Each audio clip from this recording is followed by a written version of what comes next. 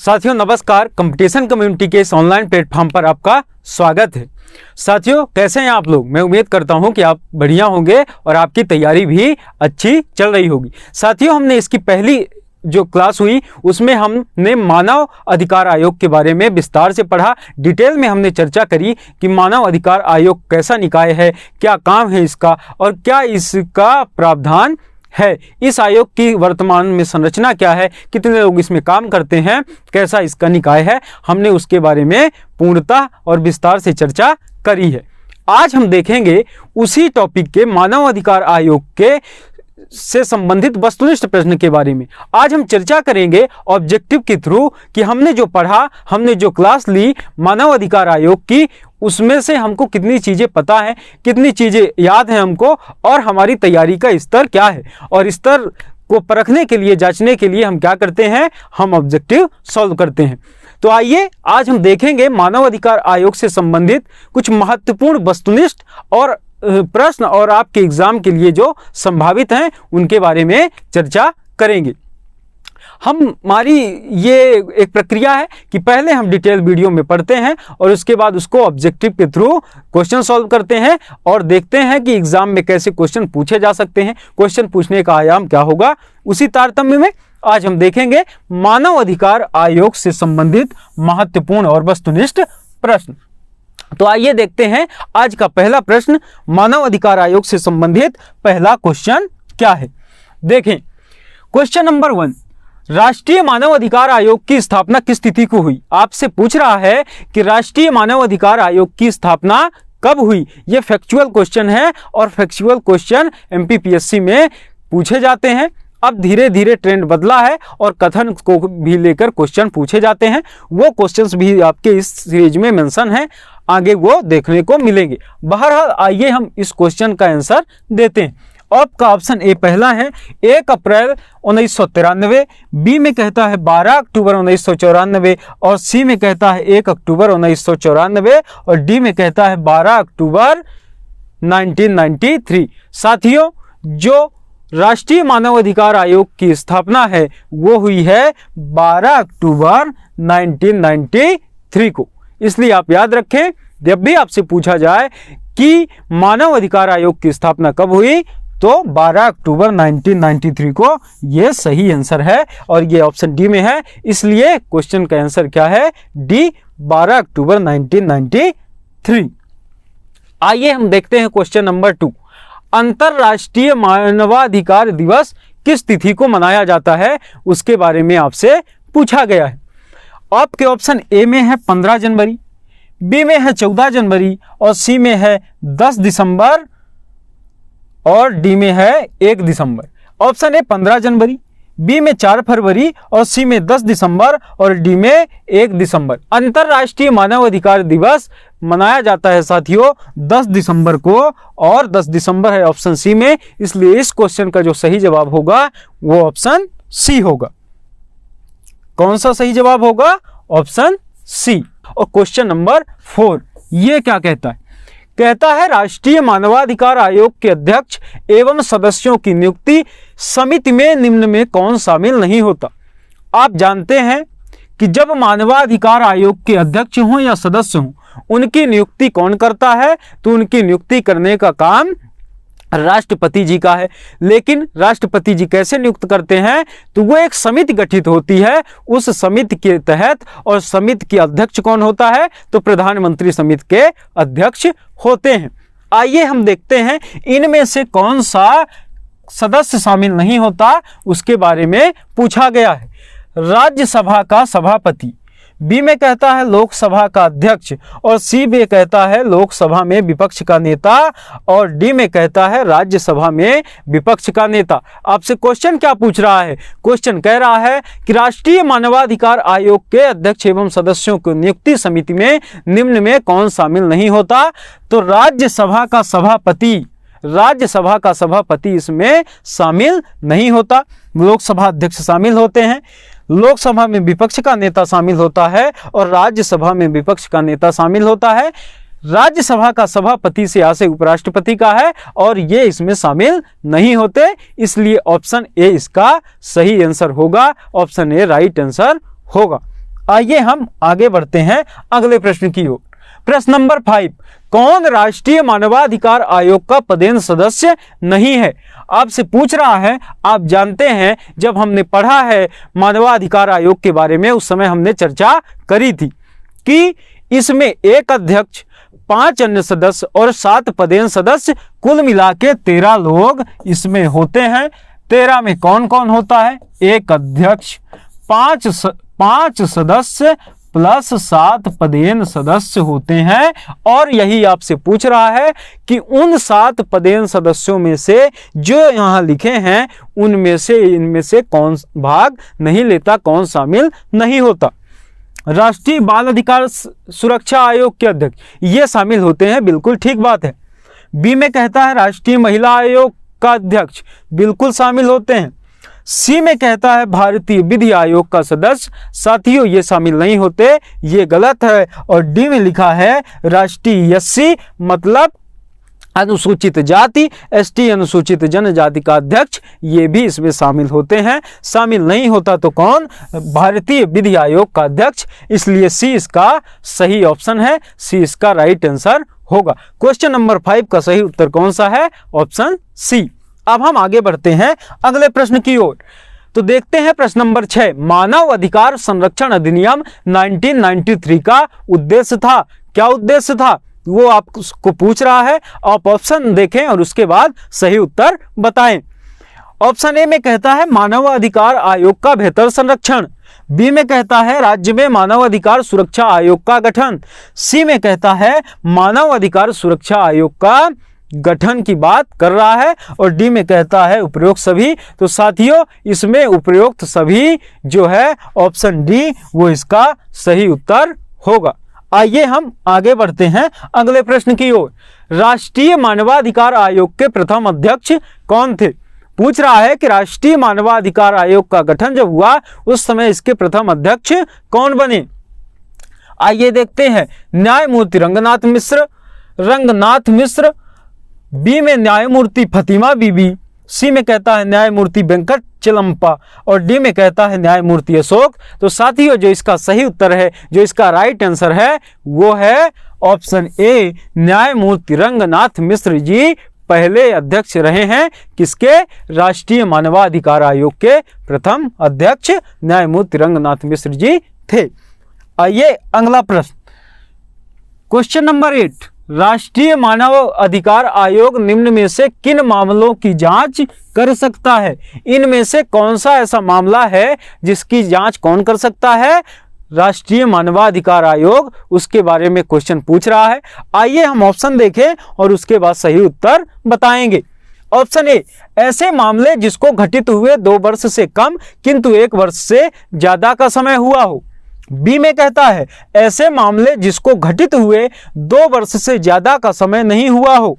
सी में कहता है ऐसे मामले जिसको घटित हुए 1 वर्ष से कम का समय हुआ है। और डी में कहता है ऐसे मामले जिसको घटित हुए 6 वर्ष से कम का समय हुआ है। अगर आपने क्लास वाली वीडियो ध्यान से देखा होगा, अच्छे से आप पढ़े होंगे तो आप इसका उत्तर आसानी से दे पाएंगे। साथियों जो इसका सही उत्तर है, जो इसका राइट आंसर है वो ऑप्शन सी है, ऐसे मामले जिसको घटित हुए 1 वर्ष से कम का समय हुआ हो उसी को कौन? राष्ट्रीय मानव अधिकार आयोग अपनी जांच कर सकता है।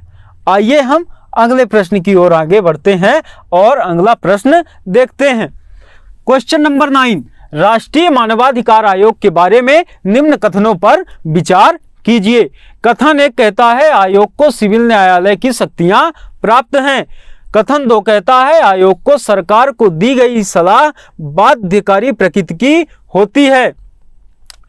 दूसरे में कहता है आयोग को सैन्य बलों के द्वारा मानवाधिकार हनन के मामले में जांच करने की शक्ति प्राप्त है।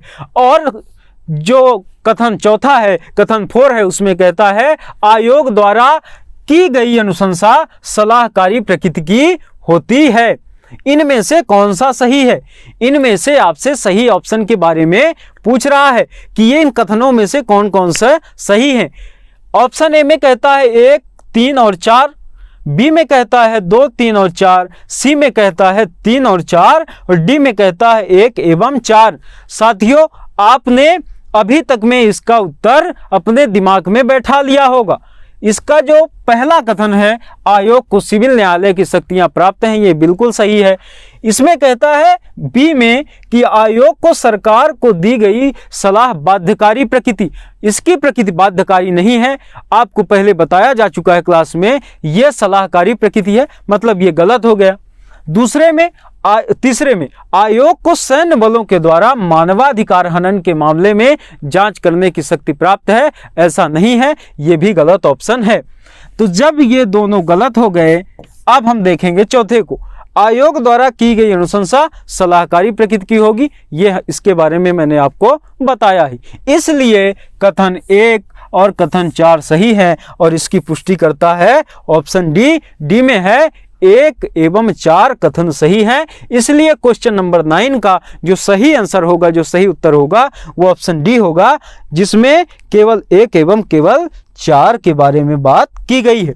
आइए हम देखते हैं अगला प्रश्न, अगले क्वेश्चन की ओर हम आगे बढ़ते हैं। क्वेश्चन नंबर 10, राष्ट्रीय मानवाधिकार आयोग निम्नलिखित मामलों में शिकायतों की जांच कर सकता है। वो कौन से मामले हैं जिनके बारे में क्या कर सकता है? शिकायत अगर आती है तो जांच कर सकता है। कौन शिकायत करे तो उसकी जांच कर सकता है? कौन? राष्ट्रीय मानवाधिकार आयोग। उसके बारे में आपसे क्वेश्चन पूछ रहा है। आइए देखते हैं। स्वप्रेरणा से, अगर आप खुद से चाहे आयोग तो जांच कर सकता है। तीसरे पक्ष की शिकायत पर बिल्कुल, और पीड़ित पक्ष की शिकायत पर, ये तीनों कथन सही हैं। और इनकी पुष्टि कौन करता है? तो ऑप्शन डी इसकी पुष्टि करता है। केवल 1, 2 और 3 ये तीनों कथन सही हैं। अब हम बढ़ते हैं अगले प्रश्न की ओर। क्वेश्चन नंबर 11, क्वेश्चन नंबर 11, राष्ट्रीय मानवाधिकार आयोग की अध्यक्ष एवं पदेन सदस्यों समेत कुल संख्या कितनी होती है? इसके बारे में हमने अभी अभी डिस्कस करा और आप इसका उत्तर बड़े आसानी से दे पाएंगे। ऑप्शन ए में कहता है 11, ऑप्शन बी में कहता है 9 और ऑप्शन सी में कहता है 13, ऑप्शन डी में कहता है 10। इसलिए साथियों, इसका जो सही उत्तर होगा, जो राइट आंसर होगा, ऑप्शन सी होगा, जिसमें कहता है 13 सदस्य होंगे कुल मिलाकर। इनमें मैंने आपको बताया एक अध्यक्ष होंगे, इसमें 5 अन्य सदस्य और इनमें से 7 पदेन सदस्य होते हैं। इस तरह ये कुल मिला के 7, 5, 12, 1, 13 लोग हो गए। तो जो इसका सही उत्तर है, जो इसका राइट आंसर है, वो ऑप्शन सी होगा। सी में कह रहा है 13 सदस्य होते हैं। अब हम देखते हैं, बढ़ते हैं अगले प्रश्न की ओर। क्वेश्चन नंबर 12, प्रश्न नंबर 12, राष्ट्रीय मानवाधिकार आयोग के अध्यक्ष एवं अन्य सदस्यों की नियुक्ति समिति में कितने सदस्य होते हैं? हमने आपको बताया कि राष्ट्रीय मानवाधिकार आयोग के अध्यक्ष और सदस्यों की नियुक्ति के लिए एक समिति गठित होती है और उस समिति में प्रधानमंत्री होते हैं जो उसके अध्यक्ष होते हैं। तो प्रधानमंत्री तो होते हैं, लेकिन उसके अलावा प्रधानमंत्री जो अध्यक्षता करते हैं उनके साथ में और कितने लोग होते हैं, उसी के बारे में क्वेश्चन में पूछा गया है। आइए ऑप्शन देखते हैं। ऑप्शन ए में कहता है 4, ऑप्शन बी में कहता है 6, ऑप्शन सी में कहता है 10 और ऑप्शन डी में कहता है 12। साथियों, जो इसका सही उत्तर है, जो इसका राइट आंसर है, वो होगा 6। और आइए हम देख लेते हैं समिति में कौन कौन लोग शामिल होते हैं। पीएम क्या होते हैं? इसके अध्यक्ष। लोकसभा अध्यक्ष, लोकसभा में विपक्ष का नेता, राज्यसभा का उपसभापति, राज्यसभा में विपक्ष का नेता और केंद्रीय गृह मंत्री। तो पीएम 1, 2, 3, 4, 5 और ये गृह मंत्री को मिला के 6 लोग होते हैं इस समिति में। आपने समझा? इस समिति में पहले प्रधानमंत्री जो अध्यक्ष होते हैं, लोकसभा अध्यक्ष, लोकसभा में विपक्ष का नेता, राज्यसभा का उपसभापति और राज्यसभा में विपक्ष का नेता और केंद्रीय गृह मंत्री इस समिति में शामिल होते हैं और समिति में कुल मिला के 6 सदस्य होते हैं। तो क्वेश्चन नंबर 12 का जो सही उत्तर होगा वो ऑप्शन बी होगा, क्योंकि बी इस क्वेश्चन की आंसर की पुष्टि करता है। आइए आगे बढ़ते हैं अगले प्रश्न की ओर। प्रश्न नंबर 13, राज्य मानवाधिकार आयोग के अध्यक्ष इनमें से कौन बन सकता है? कौन बन सकता है राज्य मानवाधिकार आयोग का अध्यक्ष? सर्वोच्च न्यायालय का सेवानिवृत्त मुख्य न्यायाधीश, उच्च न्यायालय का मुख्य न्यायाधीश है या रहा है? सी में कहता है सर्वोच्च न्यायालय का सेवानिवृत्त मुख्य न्यायाधीश और डी में कहता है राष्ट्रपति मानवाधिकार के क्षेत्र में व्यवहारिक अनुभव रखने वाले को बनाते हैं। तो जब हमने पढ़ा मानवाधिकार आयोग के बारे में, साथ में हमने राज्य मानवाधिकार आयोग के बारे में भी चर्चा करी थी, तब हमने बताया था कि उच्च न्यायालय का मुख्य न्यायाधीश है या रहा है वो क्या बन सकता है? राज्य मानवाधिकार आयोग का अध्यक्ष। आइए हम अगले प्रश्न की ओर आगे बढ़ते हैं। देखते हैं प्रश्न नंबर 14, राज्य मानवाधिकार आयोग के अध्यक्ष एवं सदस्यों का कार्यकाल कितने साल का होता है? ऑप्शन ए में 5 वर्ष, ऑप्शन बी में 3 वर्ष, ऑप्शन सी में 7 वर्ष, ऑप्शन डी में 6 वर्ष। साथियों जो इसका सही उत्तर है ऑप्शन बी है 3 वर्ष या 70 वर्ष आयु, या 70 वर्ष आयु, या 70 वर्ष आयु, जो पहले हो, जो कब हो, जो पहले हो तब तक के लिए इनका कार्यकाल होता है राज्य मानवाधिकार आयोग के अध्यक्ष और सदस्यों का। इसलिए ऑप्शन बी सही होगा, क्योंकि बी में 3 वर्ष कहा गया है। अगला प्रश्न क्या कह रहा है कि राज्य मानव अधिकार आयोग के अध्यक्ष एवं अन्य सदस्यों की नियुक्ति समिति का इनमें से कौन सदस्य नहीं है? चाहे वो राष्ट्रीय मानव अधिकार आयोग की बात हो, चाहे राज्य मानव अधिकार आयोग की बात हो, यहां भी इनकी नियुक्ति के लिए एक समिति का गठन होता है और यही आपसे पूछ रहा है कि उन समिति में कौन शामिल नहीं होता। आइए ऑप्शन देखते हैं। ऑप्शन ए में कहता है विधानसभा अध्यक्ष, बी में कहता है विधानसभा उपाध्यक्ष, सी में कहता है मुख्यमंत्री और डी में कहता है विपक्ष का नेता। साथियों जो इसका सही उत्तर है, जो इसका राइट आंसर है वो होगा बी विधानसभा उपाध्यक्ष, क्योंकि विधानसभा उपाध्यक्ष इसमें शामिल नहीं होते। जिस राज्य में विधान परिषद होती है उसका अध्यक्ष और उसका जो विपक्ष का नेता है वो शामिल होते हैं। बाकी विधानसभा अध्यक्ष होते हैं, मुख्यमंत्री होते हैं, विपक्ष का नेता होता है। इसमें कौन नहीं होता आपसे पूछा गया है, ऑप्शन बी इसका सही जवाब होगा, विधानसभा का उपाध्यक्ष इसमें शामिल नहीं होता। आइए हम आगे बढ़ते हैं अगले प्रश्न की ओर। प्रश्न नंबर 16, राज्य मानव अधिकार आयोग के अध्यक्ष एवं अन्य सदस्यों की पदच्युति के संबंध में इनमें से कौन सा कथन सही नहीं है? हटाए जाने की परिस्थिति में जो ये कथन दिए गए हैं उनमें से कौन सा सही नहीं है, उसके बारे में क्वेश्चन पूछ रहा है। आइए हम कथन देखें और फिर सही उत्तर दें। वह राष्ट्रपति को संबोधित कर अपना त्यागपत्र दे सकता है। बी में कहता है वह राज्यपाल को संबोधित कर अपना त्यागपत्र दे सकता है। सी में कहता है राष्ट्रपति उसे सिद्ध कदाचार या अक्षमता के आधार पर हटा सकते हैं।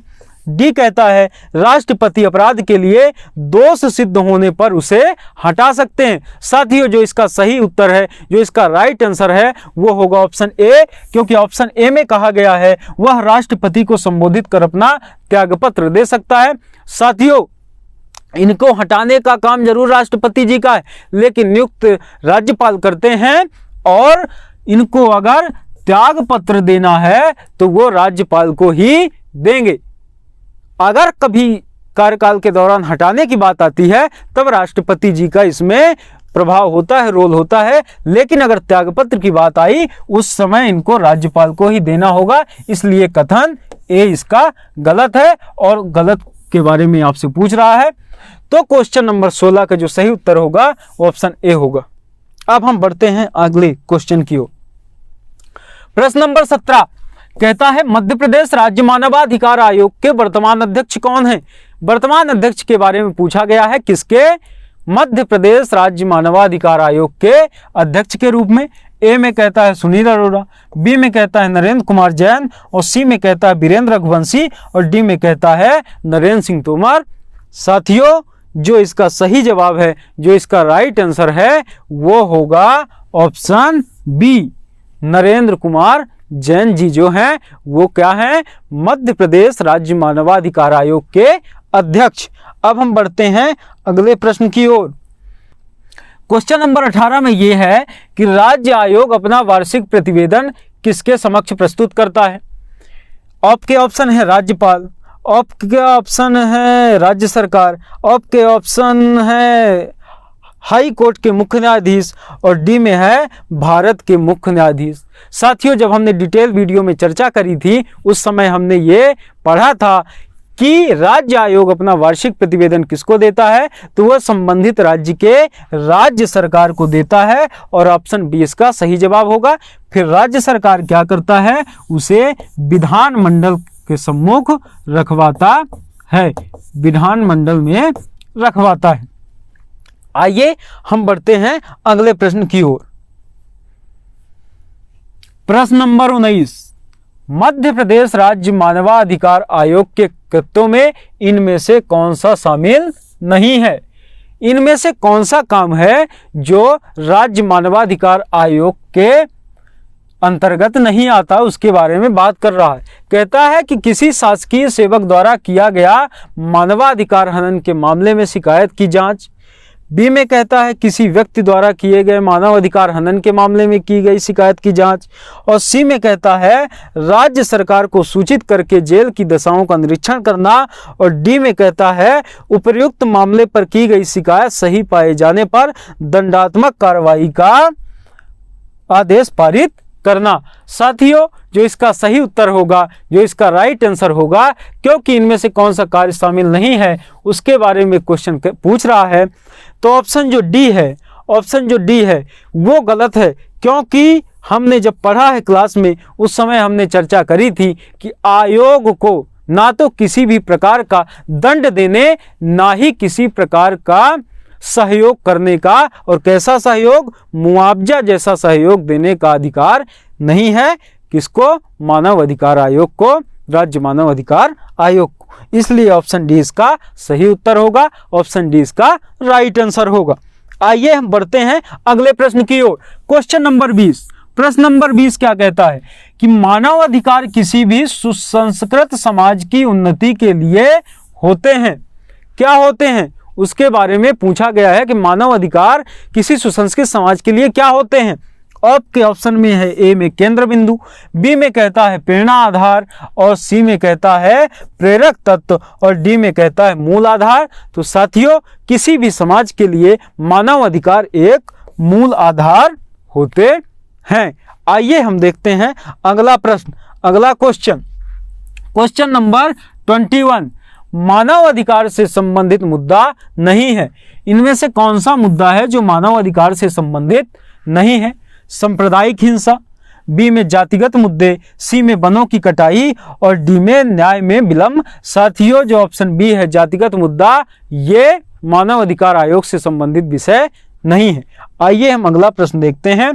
क्वेश्चन नंबर 22, राष्ट्रीय मानव अधिकार आयोग के अध्यक्ष एवं सदस्यों के सदाचार संबंधित रिपोर्ट किसके द्वारा प्रस्तुत की जा सकेगी?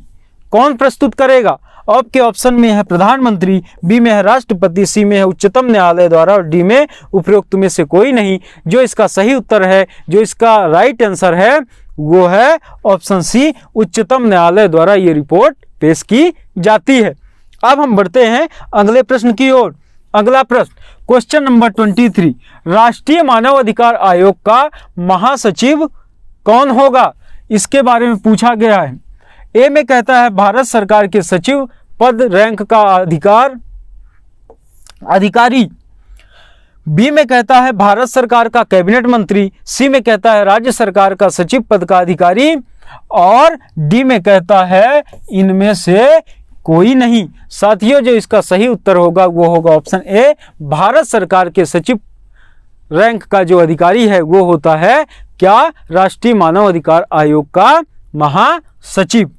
अब हम बढ़ते हैं प्रश्न नंबर 24 देश का पहला राज्य जिसने मानव अधिकार आयोग का गठन किया। साथियों, वो पहला राज्य अपना मध्य प्रदेश है, जो कि दिलों का धड़कन है, जिसको हृदय प्रदेश भी कहते हैं। इसी ने सबसे पहले मानवों के अधिकार को सुनिश्चित करने के लिए मानव अधिकार आयोग का गठन किया, और ये आपके ऑप्शन डी में है, इसलिए इसका सही जवाब क्या होगा? मध्य प्रदेश। अब हम आगे बढ़ते हैं अगले प्रश्न की ओर। क्वेश्चन नंबर 25, मध्य प्रदेश मानव अधिकार आयोग का गठन कब किया गया था, उसके बारे में बताना है। ऑप्शन ए में कहता है 13 सितंबर 1995, बी में कहता है कि 13 सितंबर 1996, सी में कहता है 12 सितंबर 1995 और डी में कहता है 12 अक्टूबर 1993। साथियों, जो इसका सही उत्तर है, जो इसका राइट आंसर है, वो होगा ऑप्शन ए 13 सितंबर 1995 को क्या हुआ? मध्य प्रदेश मानव अधिकार आयोग का गठन हुआ। आइए आगे बढ़ते हैं अगले प्रश्न की ओर। क्वेश्चन नंबर 26, वर्तमान में भारत के कितने राज्यों में मानव अधिकार आयोग की स्थापना की जा चुकी है? ये फैक्चुअल क्वेश्चन है और इसका जो सही आंसर है वो है ऑप्शन सी, 26 राज्यों में अभी मानव अधिकार आयोग का गठन किया जा चुका है। राज्य मानव अधिकार आयोग की स्थापना की जा चुकी है। अब हम बढ़ते हैं नेक्स्ट क्वेश्चन की ओर। तो क्वेश्चन नंबर 27 क्या कहता है कि मध्य प्रदेश राज्य मानवाधिकार आयोग के प्रथम अध्यक्ष कौन थे? अब ये पूछ रहा है कि मध्य प्रदेश राज्य मानवाधिकार आयोग के प्रथम अध्यक्ष कौन थे? ए में कहता है शिवराज बी पाटिल, बी में कहता है रामचंद्र शुक्ल और सी में कहता है गोविंद प्रसाद माथुर और डी में कहता है हबीबुल्लाह। साथियों, जो इसका सही उत्तर है, जो इसका राइट आंसर है, वह है ऑप्शन बी, हबीबुल्लाह जी थे। वो कौन थे? मध्य प्रदेश राज्य मानवाधिकार आयोग के प्रथम अध्यक्ष। और रामचंद्र शुक्ल तो आप जानते ही हैं कि ये मुखिया रहे हैं मध्य प्रदेश के पहले। क्वेश्चन नंबर 28, मानवाधिकार न्यायालय की स्थापना किसके द्वारा की जाती है? मानवाधिकार न्यायालय, साथियों, जब हमने पढ़ा था उस समय हमने चर्चा की थी कि केंद्र स्तर पर राष्ट्रीय मानवाधिकार आयोग, राज्य स्तर पर राज्य मानवाधिकार आयोग और जिले स्तर पर मानवाधिकार न्यायालय का गठन किया जाता है। तो कौन करता है, उसी के बारे में पूछा है। ऑप्शन ए में राज्यपाल, बी में राज्य सरकार, सी में केंद्र सरकार और डी में राष्ट्रपति। साथियों, जो इसका सही आंसर है, जो इसका राइट आंसर है, वो होगा ऑप्शन बी, राज्य सरकार क्या करती है? मानवाधिकार न्यायालयों का गठन करती है। ये प्रत्येक जिले में ऐसा किया जाता है। और ये किसके परामर्श पर करती है? तो जिस राज्य में इसका गठन होता है उस राज्य के जो हाई कोर्ट है, हाई कोर्ट के मुख्य न्यायाधीश के परामर्श के बाद ही ऐसा किया जाता है। मुख्य न्यायाधीश के परामर्श के बाद गठन किया जाता है मानवाधिकार न्यायालय का। और कौन करता है? संबंधित राज्य सरकार। ऑप्शन बी इसका सही आंसर होगा। अब देखें अगला प्रश्न, क्वेश्चन नंबर 29, निम्न में से कौन राष्ट्रीय मानवाधिकार आयोग का अध्यक्ष नहीं रहा? पूछ रहा है कि इनमें से कौन से व्यक्ति ऐसे रहे जो राष्ट्रीय मानवाधिकार आयोग के अध्यक्ष नहीं रहे। ए में न्यायमूर्ति जे.एस. वर्मा, बी में कहता है न्यायमूर्ति ए आनंद और सी में कहता है न्यायमूर्ति एस राजेंद्र बाबू और डी में कहता है न्यायमूर्ति अजय खानविलकर। खानविलकर नाम था सर का, आप इसको थोड़ा प्रिंटिंग मिस्टेक है, देख लीजिए, अजय खानविलकर। साथियों, जो इसका सही उत्तर है वो ऑप्शन डी है, क्योंकि न्यायमूर्ति अजय खानविलकर जी कभी भी मानवाधिकार आयोग के अध्यक्ष नहीं रहे। बाकी ये तीनों कभी न कभी अध्यक्ष रह चुके हैं। आइए हम आज के नेक्स्ट क्वेश्चन और अंतिम प्रश्न की ओर आगे बढ़ते हैं। प्रश्न नंबर 30, क्वेश्चन नंबर 30 कहता है मध्य प्रदेश मानवाधिकार आयोग का जो भवन है मध्य प्रदेश में, उसका नाम क्या है? साथियों, इस तरह के क्वेश्चंस आयोग में पूछे जाते रहे हैं पिछले कई सालों का। अगर आप प्रीवियस ईयर क्वेश्चन उठा के देखेंगे तो उसमें किसी न किसी संस्था को लेकर ऐसे क्वेश्चन पूछे गए हैं। आइए हम देखते हैं। ए में कहता है पर्यावास भवन, बी में कहता है सतपुड़ा भवन और सी में कहता है अधिकार भवन और डी में कहता है वल्लभ भवन। साथियों, जो इसका सही उत्तर है, जो इसका राइट आंसर है, वो पर्यावास भवन है और जो कहाँ है? भोपाल में। कहाँ है? मध्य प्रदेश की राजधानी भोपाल में, और उसका नाम क्या है? पर्यावास भवन। साथियों, यहाँ पे हमारा ये जो क्वेश्चन आंसर का सेशन है मानवाधिकार आयोग से संबंधित वो खत्म होता है। साथियों, मैं उम्मीद करता हूँ कि आप हमारे साथ जुड़कर आप अपनी तैयारी को और बेहतर बना रहे होंगे। आप हमसे जुड़े रहें, आप कंपटीशन कम्युनिटी की टीम के साथ जुड़े रहें और अपनी तैयारी को और सुदृढ़ता प्रदान करें और बेहतर तैयारी करें। तो साथियों, आज के लिए इतना ही। अपन शेष कल पढ़ते हैं। तब तक के लिए आपका बहुत बहुत धन्यवाद।